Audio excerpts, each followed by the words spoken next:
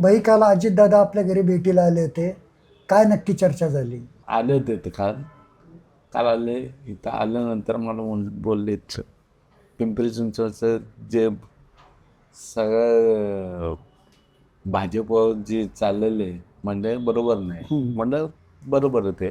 त्यामुळे ते म्हणलं आज तुम्ही साथ द्या. म्हणजे मी पवारसाहेबांचं आहे. पवारसाहेबांचं त्या मनावर करेल मला आम्ही करू म्हणजे सगळे मिळून करू. ते अच्छा. सगळं त्यांना बोललं त्यांना. अजित पवार गट आणि शरद पवार गट एकत्र येणार आहे, हा तसं होणार आहे. असं तसं होणार आहे? होणार आहे असं. आणखीन काय चर्चा झाली? तुमच्या चिरंजीवांनी अजितदादांच्या राष्ट्रवादीमध्ये प्रवेश केला, हा, त्यांच्या उमेदवारीबद्दल काही बोलणं झालं का? नाही ते आलं ते कुणाला बोलवत त्यांना गेला त्यांना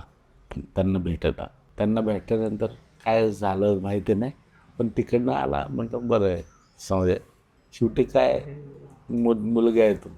मुलाचा प्रचार करणार का? नाही म्हणजे मग तसं दोन्ही एकत्र आले तरच. म्हणजे शरद पवार गटाचं नेतृत्व तुमच्याकडे आहे आता शहराचं, त्या दृष्टीने जागा वाटपाबद्दल काही चर्चा झाली का?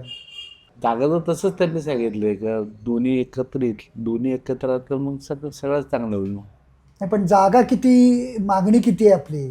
जागा नाही म्हणते मला, पण त्यांनी जे प्रपोजल दिलेलं आहे त्यांनी दोघांनी एकमेकांना सांगितलेलं आहे. त्यामुळं आज समजा बरं, भाजपच्या विरोधात भूमिका घेणार असतील तरच हा त्यांच्याबरोबर हे करायचं असं तुम्ही आधी स्पष्ट केलं होतं, तर त्याच्यावर काही चर्चा झाली का? नाही तशी नाही. ओके, फक्त एकत्र येण्याबद्दल पॉझिटिव्हली. एकत्र येण्याबद्दल माझ्या मुलाला त्यांनी घेतलंय ओके, तेवढंच, एवढाच बाकी विषय. काय नाही.